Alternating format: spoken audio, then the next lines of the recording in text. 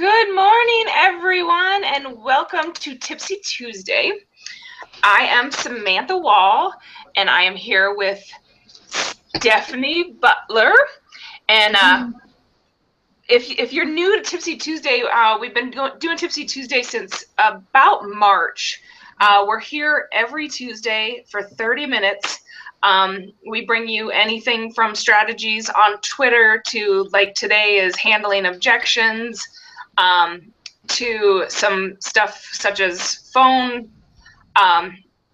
fears, content, all sorts of different stuff. But we're only here for 30 minutes because we know you are very busy and need to move on.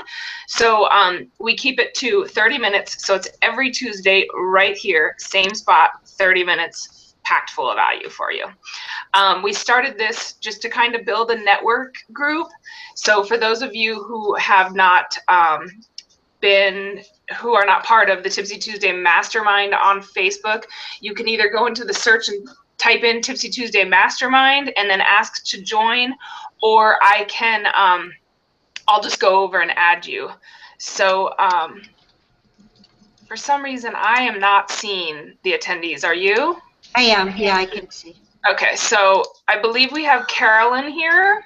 So hello and good morning, Carolyn. She is a first timer. Today Lisa. Lisa's here too. Hey, Lisa. Yeah. How are you? We have Deborah now too. Kelly. Hey, Deborah, Kelly. Everybody. Debbie is actually what she goes by. Debbie. Who? Debbie. Okay, so what we're going to do is I did a little PowerPoint up for you guys. I am going to go over handling the 5 top objections that people have, and I know that Stephanie has a few things that she's going to go over as well. So we're going to get this party started. I will run over to my screen share real fast, and then you want to go after me, Stephanie? Yeah. We'll Okay, go with what you have, and then, I'll have a couple of my favorites. Probably we can go over here, and you probably have most of the same thing I have anyway. Perfect. Okay, are you seeing my screen? Yes, I am. Handling objections. All right. Handling objections. The first thing I want you guys to know, well, we talk a lot about mindset here, and mindset is so key. So when talking to somebody, whether you're in person or you're calling them on the phone or whatever the case is, you really have to hold your posture and set the tone. And remember that you are the one qualifying them, okay?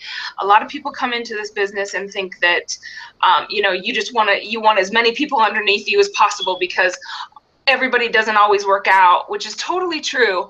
But you don't want to be taking on people who are going to absorb most of your time and just really are hard to deal with. So just make sure that, before you even pick up that phone or before you even start talking to the person at the grocery store or wherever you find your prospects, just know that you are qualifying them. You are not trying to get them to join you. You're qualifying them to be on your team. Having that kind of mindset definitely just takes you to the next level. And remember that objections are good. They're signs that the people want to buy. A lot of people will object to you just to see how you handle objection, because they could be interested in what you have to offer, and they want to know how they would handle the objection that they're having. So objections are really good. Just always remember that. And it shows that they're serious and interested. I mean, if someone's objecting to you on certain things, it shows that they're, that they've watched the video, that they've, gone over and they've researched it, and they want to know what they would, need to do to get to the next level as well. So just remember that objections are good. The times when objections are bad is if the person has not even been exposed to your business or hasn't gone through your capture page or your funnel or whatever and hasn't seen a video or your presentation on it, and they're already objecting to you, that could be a clear sign that you've talked too much. You've said too much. They don't even want to watch the video. So that's the only time that really objections are bad, is if they haven't even seen the you haven't even exposed them to it. And at that point, then whatever, we all go through a process of how we get through things. So just move on to the next person, never give up. The 5 most common objections, and this you have to remember, this is where you're also qualifying them. We talked in a Tipsy Tuesday prior to this about phone fears and always staying, you always ask a question. It brings you back to having the control of the conversation. So the top 5 most common objections are time, need to run it by somebody, money, has to think about it, and not internet savvy. So ways to get over these types of objections, if someone comes across and says, I don't know, I have a full-time job and, I just don't have the time for it, things like that, start asking them questions like, what do they do after work? If they say, I have kids, which we're all busy, guys. We all have the same 24 hours in a day. We're all busy. But the truth is that this industry works as long as you work it. And you have to find the time. I mean, the big guys, the big millionaires out there didn't sleep, I mean, they work and work and work and work until it starts becoming automatic for them. So just, start digging into what they do. If they have kids and they're going to dinner, or they have to make dinner and they have to get the kids in bed, they have to do homework. It's a busy night. I know, I have a child and it's definitely busy, but what do they do after the child goes to bed? They probably kick up their feet and sit down in front of the TV, right? I mean, and relax. They can easily get on social media at that time and start doing some marketing for the business. We always can find that hour of time to do some marketing. Plus, with all the posting out and all this fantastic stuff, just explain to them about all the ways that you can do this stuff and how easy it is to actually do it once you get it automated. And then run it by someone. Ask them, how, who is what I meant, right? Yeah. Ask them who and why. Because a lot of times people will use, 2 of these excuses at once. So if someone says it's, it's too much money, and then you get past the too much money or whatever, which we'll go over in a minute. Mm-hmm. And then they say, well, I have to run it by someone. And you say who, and they're like, oh, well, my sister's brothers, whatever it is. Then ask them, are they in the same financial situation that you are? Because if they don't have money too, they're not going to agree with it as well. It's just that type of thing. And then ask them why, why do you need to run it by your spouse? Well, because I don't make any choices without her, or whatever the case may be. Then at that point, you can be like, okay, here's what we'll do. I'll send you, the same video that you watched. And then after you see the video, let's all 3 talk, because I would really hate you to explain to that person what it is when I don't really think that maybe you fully don't understand and aren't able to answer all the questions. Where if I can talk to the 3 of you, I can help answer those questions as well. Because you really got to get this somebody else involved with you, because in any kind of sales, if there's a spouse missing, you can pretty much consider it a loss, because they can always use the excuse. I mean, we've all done it. Sometimes I went into a gym one time without my husband, just for the mere fact that I had the excuse that I had to leave and go talk to my husband. So, people use this as an excuse. So you definitely want to try to get all of them together at once. And then money. It's too much money to start. This is a tough one. It's a tough one for a lot of us, because a lot of us have been in this situation where, we don't have enough money. But the truth is that, let's say it's a $500 startup for your company, and someone says it's too much money to start. Then at that point, be like, have you ever started a business? I had a screen printing offline business that I had over $100,000 in. So, $500 to start a business is not a lot of money for anybody. So, just start kind of talking to them, ask them questions, same thing. Have you ever started a business? You know, like $500 is not a lot. With the potential of the amount of money that you can make with a $500 startup, you can't get that anywhere else, you know, and just kind of go over it. I don't know what industry you're in or whatever, but, and then I have to think about it. At this part, you just like, what part do you have to think about? If, you know, and then at that point you start digging into what it is that they have to think about. And then you start answering their questions as far as what it is that they want to get off the phone and start thinking about or whatever. And then my favorite is the not internet savvy.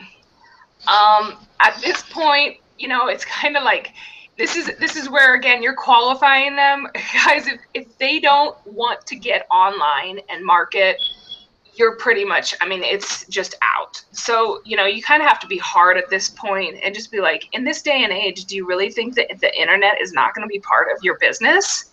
Like, you can't want to be a network marketer and expect not to be able, you know, not to have to use a computer or the internet. It's just, it's out of question. So, and then this is my favorite, play dumb.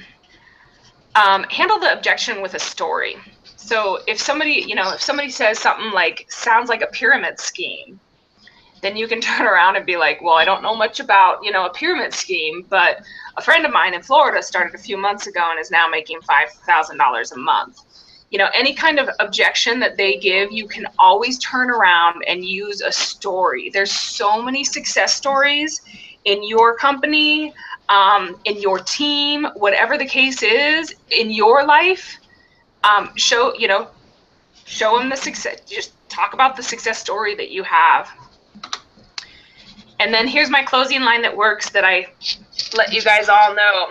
Okay, so once we get them to a common ground where we're all, you know, moving along in the same direction, ask them what they liked about the presentation. Ask them what they want, you know, what it is that they wanted or liked, and then let them talk. Because they're going to like, you know, whether it be, oh, the amount of money I can make, oh, the amount of people that I can meet, you know, whatever it is, you can use that. Just like we've talked before about finding the pain and really like using things, you know, like what did they like? They like the fact that they're going to make a lot of money and they could take their kids on vacation. Perfect. Use that and keep using it as they're on your team. You know, keep reminding them of that vacation they wanted or whatever it was. So here it is. Sounds to me like you're ready to get started. The sign up takes about 5 minutes. Are you in front of your computer right now? This is so key. You do not want to get off the phone with them. You want them to be on their computer. You want them to be signing up right now. Because if, you know, send me a link or whatever, you're pretty much throwing it out there. You really want them to be in front of a computer. And if they are not in front of a computer, if for some reason they say, I'm actually on the road right now, be like, okay, so when will you be home and in front of a computer? Because there are some questions that you might have during the sign-up process, and I really would like to just, you know, walk it through with you. So that way you make sure that, you know, once again, set that time. So you'll be home at 3 o'clock today? Okay, how about I give you a call at 3:10? That'll give you time to jump on your computer and get it up and running, and then I'll walk you through it. And that is what I have. Is there any questions? Oh. No. Let me see. Good Sorry. job. Oh, gosh. Let me come back.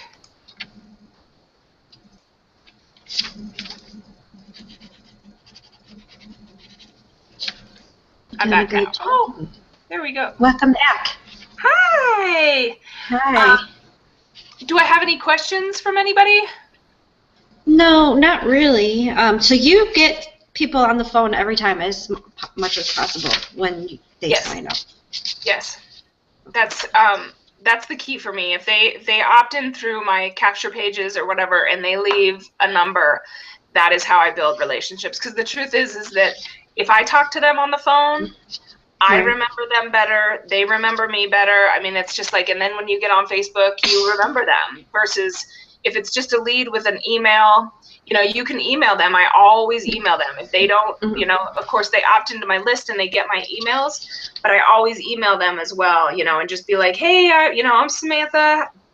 I saw you found me on Twitter and went through the, you know, six tips for 15 leads a day on Twitter. Is there any questions that I can answer for you? And then I always ask them, what is it you're promoting on Twitter, or what is it you're promoting on Instagram? Wherever I got the lead from, I always ask them what they are promoting, because at that point they think I could possibly be interested in their business, which I am.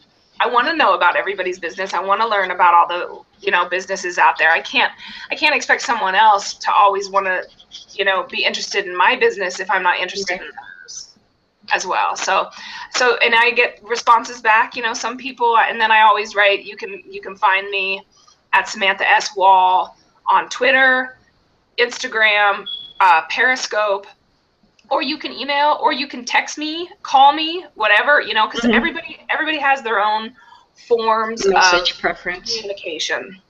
Yeah. So I always give them, you know, whatever it is. If you want to text me, that's fine. If you want to call me, that's fine. If you want to email me back, fine. If you want to find me over here, good. Whatever the case is, let's connect more. Let's get to know each other more, type thing. So yeah, so you have some stuff for us too, right? I do. I have a couple other objections. This one's kind of at the beginning, getting them to relax, because they may have where they're, here's the one, the unspoken type, where they're not really saying anything. And this is where you touched on this a lot. It all comes down to open-ended questions. Using open-ended questions to keep them going and moving, it eventually is going to get to somewhere, whether it's, you know, another objection, or it's going to be what you're looking for from them. So you just want to ask them questions like what, where, how, you know, how would you feel, what would this be good with your business, or however you want to do the questions. And then I also had, you know, where you have the malicious people, malicious objections, where, you know, they're kind of just not being nice to you. They don't believe what you're talking about. And besides asking questions, you just have to remember they're not being that way towards you. It's, you know, they're unhappy with their work, they're unhappy with their spouse, they're unhappy with their home. You don't know where they're coming from, but, you know, just again, asking questions. It all comes back to asking questions, finding out where they're coming from. You know, like Samantha said, just find out what it is that they do. Are they happy about the business? Are they stuck on something? That can also be a problem that you can come across. And then I have the show-off rejection, where people are like, I know it all, you know. They're asking you questions like to make them look smart, to see if you know the answers. This is where you'll get the people that have, you know, the knowledge, and they'll want to know more information just to see, like, if you're on your game. And you just, you know, respond to them with flattery and be like, great, you're the type of person I'm looking for. You know what I'm talking about, so we can talk on another level. Just, you know, be really respectful to, you know, what they know, because they do know information. You're in this business just starting. People have been out there in the industry doing things that we're doing now for years, but you still might have something that they don't have. You don't know. So you just, you know, flattery is the best way that way. You know, they know. So then you can, you know, bring them in more, because you could talk more intelligently with them. And then the last ditch objection would be after the presentation, everyone, you know they're on the verge of buying. They know it's good for them. They know what it is for them. And you just listen to them with respect, assure them that the product is, you know, something that users are using right now. They love it, and they continue to reorder, and assure that it's the best product for the price. And then, you know, go into the close like Samantha talked about. Any questions? I can't seem to see the chat. Are you seeing the chat? I could see the chat, and I put our Facebook group on there. The last one I said hi to Debbie, but we have 4 attendees left. We have me, Lisa, Kelly, and Caroline. I know Debbie was on and off, and she was on her phone, so. So I wanted to ask you, we've been talking a lot about Twitter and stuff. Hey, you said that you got some leads off of that? Mm-hmm. Oh, yeah, and that's where the list is important because, one phone number was good, one phone number, just took us to a voicemail. So we left a voicemail, we'll send out some emails, and now they'll be reminded of what we have going on. And, we have the CRM, so we're able to be reminded to follow up with them every so often, however we have that set up. One thing I did want to add to the objections is, we had talked in a prior Tipsy Tuesday about personality types. Oh, yeah. There are going to be some people who do need the time to, really sit back and figure it out for themselves and hash it out. So, I mean, technically, if you get off the phone with somebody or whatever, this industry is all about developing relationships and things like that. So definitely don't consider them out immediately. I mean, unless you disqualify them. Like if you get on the phone with somebody and immediately they're, very negative, they, been down that road and they don't believe in it and this and that and above, or, or they're, whatever the case may be, or they're, trying to move, they're trying to get out of debt, and they just are really, really set on the fact that they don't have money or whatever. Those type of people you can always come back to because they might have money a little bit later. But the mindset people, the people that you're just like, oh gosh, it would take a lot of work to get you into a mindset of success, which they can get there. But if you disqualify them, then just disqualify them and move on. There's a ton of fish in this sea. There's a ton for everyone. That's the reason that we share our strategies with you and the things that we've learned with you, is because we know that, some people might not be attracted to me. They might be more attracted to Stephanie and want to work with Stephanie. So, you definitely, there's plenty of people out there for everyone. Some people like my strategies. Some people like Stephanie's strategies, the way she teaches, the way I teach, whatever the case is, there's enough fish out there. It could be somebody's voice. Yeah. I know that, because with Kelly and I being in the house together, and we do our trainings, if we don't have headphones and I listen to certain people and we don't, you follow who you resonate with. And, sometimes I'm hearing a voice and I'm like, ugh, Chuck, and, and he's the same way with some of the people. Everybody's different, and some people like to follow girls. Some people like to follow guys. Everybody has 10,000 people that are waiting for you to help them in some capacity. It's up to you whether you step up and take care of them. Exactly, and that's so key. Definitely always, keep in the back of your mind, you are helping these people. You're not taking their money from them, which is a lot of the companies out there in network marketing, will just be like, go after your friends, go after your family, get all the people underneath you, do this, do that, do this, do that. Yeah, building a team like that. Quality people. I have been down the road. I have lost the team. I have had my mom's been on the team. I've lost them. It's not the way to go. The way to go is definitely to be pumping out content, constantly be in front of people's faces, constantly be giving good advice and good, learning strategies and things like that, and really truly work for the thank yous. The money comes later. The thank yous and, watching someone go from no signups to 5 signups after you talk to them for 30 minutes on the phone is just the most amazing thing. And then at that point, you've built the trust, whatever it is, if you're affiliate marketer, network marketer, which I definitely recommend always having multiple streams of income. A Weber is, an autoresponder. that you can affiliate with. You don't even have to have a membership with them, and you can affiliate through them. So, I mean, you can be pointing people into that direction. You know, for Stephanie and I, we're both in MLSP together, which is probably the most amazing platform out there as far as as far as anything. As far as anything, as far as, you know, if you're looking for mindset, we got mindset. If you're looking for social media training, we got it. If you're looking for keyword, whatever it is you do, just like we said, we're all different. If you're into it for the attractive marketing, there's that, you know, there's the autoresponder that is also through MLSP. They give you all the tools. They give you custom funnels, which you can, you know, customize to go to your business, not just MLSP. MLSP is just an affiliate program. Right. So you can sell things through them and you can sponsor people through them, but they are not a business. They are here to help you build your business through tools, training, and an amazing community that helps you. Wow. So if you are interested in this, MLSP, either get back with Stephanie or myself, whoever invited you here.